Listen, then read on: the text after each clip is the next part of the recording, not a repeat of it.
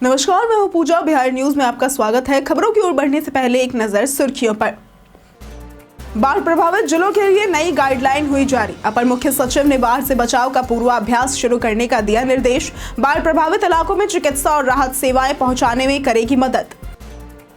खेलो India 2025 का प्रधानमंत्री ने वीडियो कॉन्फ्रेंसिंग के जरिए किया उद्घाटन। पीएम ने भोजपुरी में किया खिलाड़ियों का स्वागत। युवा क्रिकेटर वैभव सूर्यवंशी की उपलब्धियों की सराहना। बिहार स्वास्थ्य विभाग की 15 जिलों में तैरते हुए अस्पताल बनाने की योजना। बिहार में बाढ़ प्रभावित क्षेत्रों में नाव पर बनाया जाएगा फ्लोटिंग हॉस्पिटल। नाव और नाविक की व्यवस्था करेगा जिला प्रशासन। नवादा के टीएस कॉलेज में आयोजित 2 दिवसीय अंतर्राष्ट्रीय सेमिनार। राज्यपाल आरिफ मोहम्मद खान ने किया सेमिनार का उद्घाटन। राज्यपाल ने पहलगाम हमले पर पाकिस्तान को दी सख्त चेतावनी। भारत और इंग्लैंड के बीच 20 जून से शुरू होगी 5 मैचों की टेस्ट सीरीज के लिए शुभमन और पंत उपकप्तानी के हो सकते हैं उम्मीदवार। बुमराह के चोट रिकॉर्ड के कारण उपकप्तानी से बाहर। चलिए अब बढ़ते हैं शाम तक की बड़ी खबरों की ओर विस्तार से। बाढ़ प्रभावित जिलों के लिए नई गाइडलाइन हुई जारी।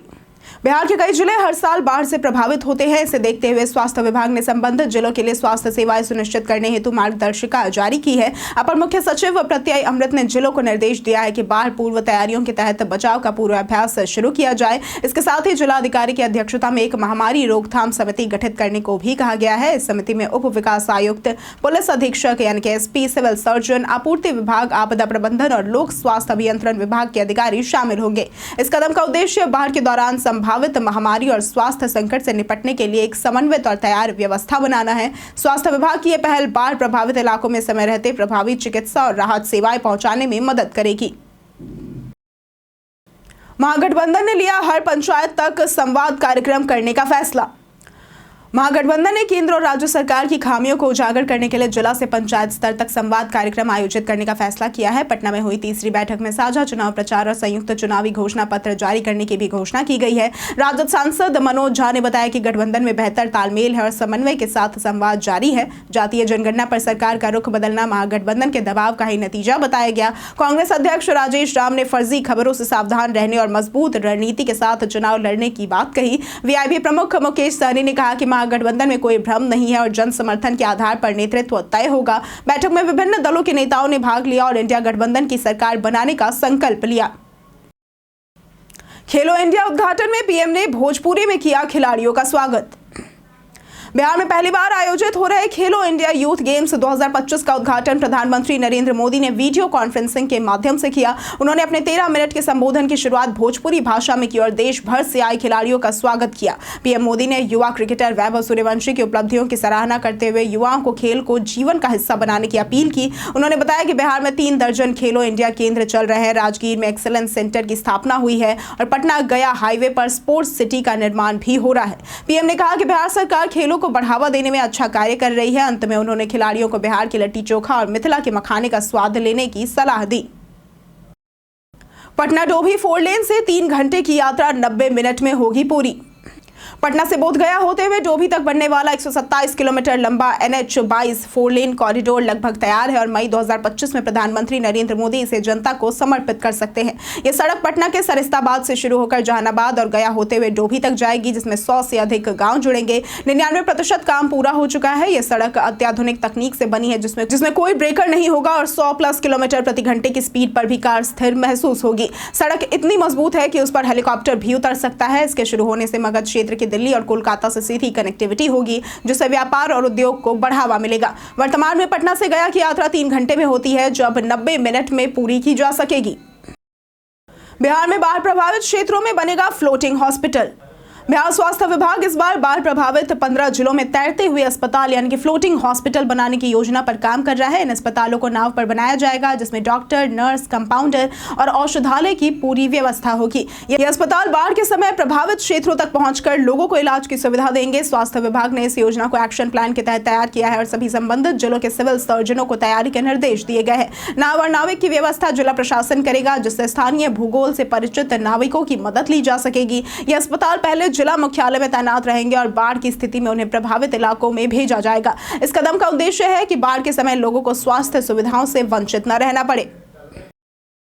भारत नेपाल सीमा पर म्यांमार के 6 नागरिक गिरफ्तार। बिहार के किशनगंज जिले में भारत नेपाल सीमा पर तैनात एसएसबी के 41वीं बटालियन ने म्यांमार के 6 नागरिकों को अवैध रूप से भारतीय सीमा में प्रवेश करने पर हिरासत में लिया। ये सभी खुद को छात्र बता रहे थे। पूछताछ में पता चला कि वे 2022-23 में बिना वीजा पासपोर्ट मिजोरम होते हुए नागालैंड पहुंचे थे, लेकिन दस्तावेजों की कमी के कारण उन्हें कॉलेज में प्रवेश नहीं मिला था। इसके बाद में उन्होंने दिल्ली जाकर फर्जी आधार, वोटर और पैन कार्ड बनवाए और कॉलेज में दाखिला लिया। छुट्टियों में नेपाल घूमने के दौरान उन्हें इंडो नेपाल सीमा पर पकड़ा गया। एक युवती समेत सभी 6 को बाद में दार्जिलिंग जिले की खोरीबारी पुलिस को सौंप दिया गया। इस खुलासे से सुरक्षा एजेंसियों में हड़कंप मच गया है। मामला संवेदनशील होने के कारण आगे की जांच जारी है।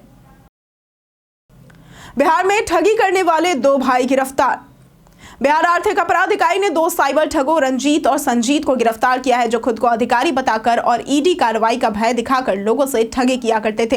ये सहोदर भाई पटना के दानापुर के निवासी और डॉक्टरों समेत कई लोगों से करोड़ों की ठगी कर चुके हैं। ये लोग पीड़ितों को फर्जी केस में फंसाने और उसे सुलझाने का झांसा देकर पैसे मांगा करते थे। पूछताछ में उन्होंने 10 से 20 लोगों से ठगी की बात स्वीकार की है। 2 मई को सगुना मोड़ के एक डॉक्टर की शिकायत पर कार्रवाई करते हुए आर्थिक अपराध इकाई ने उन्हें गिरफ्तार किया। उनके पास से फर्जी व्हाट्सएप अकाउंट, मोबाइल फोन बरामद हुए हैं। एसपी संजय कुमार सिंह के अनुसार इनकी संपत्तियों की जांच के लिए विशेष टीम गठित की गई है और आगे और मामले सामने आ सकते हैं। डीईओ और डीपीओ को शिक्षक वेतन भुगतान की जिम्मेदारी। बिहार शिक्षा विभाग ने सरकारी विद्यालयों के शिक्षकों के वेतन और सेवांत लाभ भुगतान में देरी को गंभीरता से लिया है। अब जिला शिक्षा पदाधिकारी यानी कि डीईओ और जिला कार्यक्रम पदाधिकारी यानी कि डीपीओ को इसका जिम्मेदार ठहराया जाएगा। शिक्षा विभाग ने निर्देश दिया है कि यदि वेतन या सेवांत लाभ में देरी होती है तो संबंधित डीईओ और डीपीओ को इसका जवाब देना होगा। इस पर निगरानी रखने के लिए मुख्यालय स्तर पर निगरानी सेल गठित की गई है। ये सेल सभी जिलों में कार्यरत शिक्षकों और सेवानिवृत्त शिक्षकों के मामलों की निगरानी करेगा। इसके लिए नोडल पदाधिकारी के रूप में विशेष सचिव एवं जन शिक्षा निदेशक अनिल कुमार को जिम्मेदारी दी गई है। अन्य विभागीय योजनाओं की प्रगति और कार्यान्वयन की निगरानी के लिए मुख्य सचिव की अध्यक्षता में कमेटी बनाई गई है। बीपीएससी की वोकल म्यूजिक के 26 पदों पर नियुक्ति रद्द। पटना हाईकोर्ट ने बिहार लोक सेवा आयोग यानी कि बीपीएससी द्वारा वोकल म्यूजिक के 26 पदों पर चयनित अभ्यर्थियों की नियुक्ति पर रोक लगा दी है। कोर्ट ने पाया कि चयनित अभ्यर्थी का अस्थायी विकलांगता प्रमाण पत्र आवेदन की अंतिम तिथि तक अवैध था, जबकि याचिकाकर्ता दुर्गेश कुमार का स्थायी विकलांगता प्रमाण पत्र वैध था। न्यायाधीश पूर्णेंदु सिंह ने कहा कि आवेदन की तिथि तक सभी प्रमाण पत्र वैध होने चाहिए, अन्यथा आरक्षण का लाभ नहीं मिलेगा। कोर्ट ने बीपीएससी को दुर्गेश कुमार को नियुक्ति देने का आदेश दिया है और आयोग को 20 लाख रुपए मुआवजा देने का निर्देश दिया है। इसके अलावा आयोग के दोषी अधिकारियों के खिलाफ अनुशासनात्मक कार्रवाई की भी बात की गई। कोर्ट ने विकलांगजन अधिकार अधिनियम 2016 की संवैधानिक गरिमा और समान अवसर सुनिश्चित करने की आवश्यकता पर भी बल दिया। बीसीसीआई के टॉप 100 में रक्सौल की अक्षरा का चयन। बिहार के रक्सौल की 14 वर्षीय अक्षरा गुप्ता ने भारतीय क्रिकेट में इतिहास रच दिया है। वो बीसीसीआई की आयु श्रेणी टूर्नामेंटों के चारों फॉर्मेट यानी कि under 23 one day, under 19 one day, under 19 टी20 और अंडर 15 वनडे की उपकप्तान में एक ही सीजन 2024-25 में खेलने वाली पहली महिला खिलाड़ी बनी है। अक्षरा बिहार की एकमात्र खिलाड़ी है जिनका चयन बीसीसीआई की टॉप 100 आउटस्टैंडिंग परफॉर्मेंस सूची में हुआ है। रक्सौल में बिना पेशेवर ट्रेनिंग के क्रिकेट खेलने वाली अक्षरा 8 साल की उम्र में इस खेल में रुचि रखती थी और रोज 5 घंटे की प्रैक्टिस किया करती थी। अक्षरा ने बड़े मुकाबलों में अपनी बैटिंग स्टाइल, फिटनेस और खेल की समझ से बीसीसीआई के चयनकर्ताओं का ध्यान अपनी ओर खींचा है। अब वो बड़े मैचों में खेलने के लिए भी तैयार है। पटना में 20 मई को ऑटो यूनियन का चक्का जाम का ऐलान। पटना में ऑटो और ई रिक्शा यूनियन ने 20 मई को चक्का जाम का ऐलान किया है। यह निर्णय रविवार को यूनियन की बैठक में लिया गया, जिसकी अध्यक्षता राजकुमार झा ने की। यूनियन ने रूट, कलर कोड और कलर कोडिंग सिस्टम को हटाने की मांग की है। उनका कहना है कि इसे लागू करने से पहले शहर में ऑटो स्टैंड की समुचित व्यवस्था होनी चाहिए। इसके साथ ही ड्राइविंग लाइसेंस बनाने में निजी एजेंसियों को धांधली बंद करने और जिन गाड़ियों के कागजात फेल है उन्हें दुरुस्त करने के लिए गांधी मैदान में 15 दिनों का विशेष कैंप लगाने की मांग की गई है। बैठक में कई ऑटो यूनियन नेताओं जैसे मुर्तजा अली, अजय पटेल, पप्पू यादव, राजेश और मनोज इत्यादि ने हिस्सा लिया। यूनियन ने मांगों पर कार्रवाई नहीं होने की स्थिति में आंदोलन तेज करने की चेतावनी दी है। राज्यपाल ने पहलगाम हमले पर पाकिस्तान को दी सख्त चेतावनी।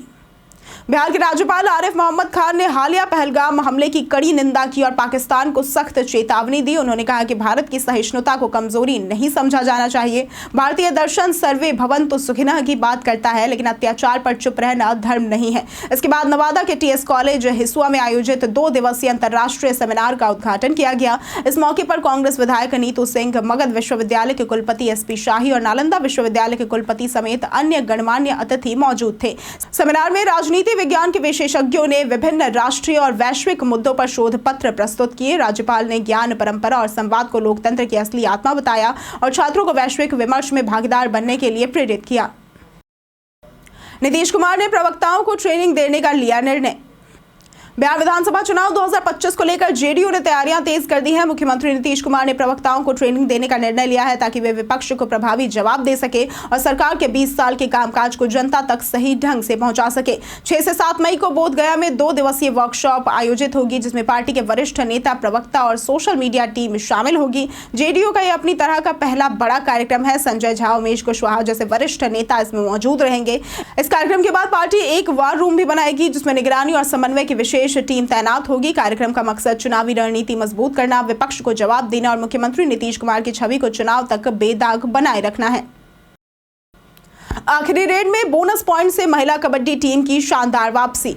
खेलो इंडिया यूथ गेम्स के तहत नालंदा के राजगीर में बिहार महिला कबड्डी टीम ने रोमांचक मुकाबले में आखिरी रेड में बोनस पॉइंट लेकर शानदार वापसी की। टीम की कप्तान प्रतिभा कुमारी और कोच रिमी सिंह ने इस प्रदर्शन को सकारात्मक बताया और आयोजन की व्यवस्थाओं की सराहना की। प्रतिभा ने राज्य की मेडल लाओ नौकरी पाओ योजना को प्रेरणादायक बताया, जबकि कोच रिमी ने टीम की युवा खिलाड़ियों को अनुभवहीन पर प्रतिभाशाली बताया। उन्होंने अगली मजबूत टीमों के खिलाफ बेहतर प्रदर्शन का भरोसा जताया। दोनों ने केंद्र व राज्य सरकार द्वारा खेलों को मिल रहे समर्थन और बेहतर सुविधाओं को ऐतिहासिक बताया है। आयोजन ने बिहार में खेलों को नई दिशा दी है और युवाओं को राष्ट्रीय और अंतर्राष्ट्रीय स्तर पर पहचान बनाने का अवसर प्रदान किया है। बिहार की बेटियां खेल इतिहास रचने को तैयार है। बुमराह के चोट रिकॉर्ड के कारण उपकप्तानी से बाहर।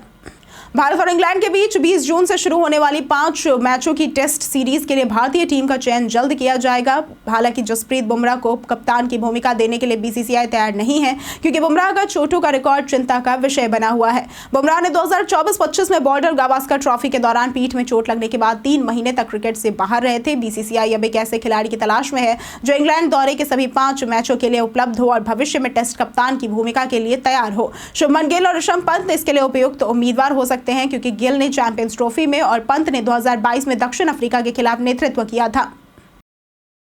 बीते दिन हमारे द्वारा पूछे गए सवाल का जवाब आप लोगों में से बहुत लोगों ने हमारे कमेंट सेक्शन में लिख कर दिया है। जिन्होंने हमारे द्वारा पूछे गए सवाल का जवाब दिया है उनके नाम है प्रमिला कुमारी, नौशाद रसा, राजकिशोर महतो, देवेंद्र साहू, संजीव कुमार, विनोद शाह, कपिल देव, मनोज दास, गोविंद कुमार, रवि मोहन वर्मा, नंद कुमार, राकेश मिश्रा, खुशी शर्मा, रोशन, अनवर करीम खान, बाबूलाल मरांडी और लक्ष्मी मेहता।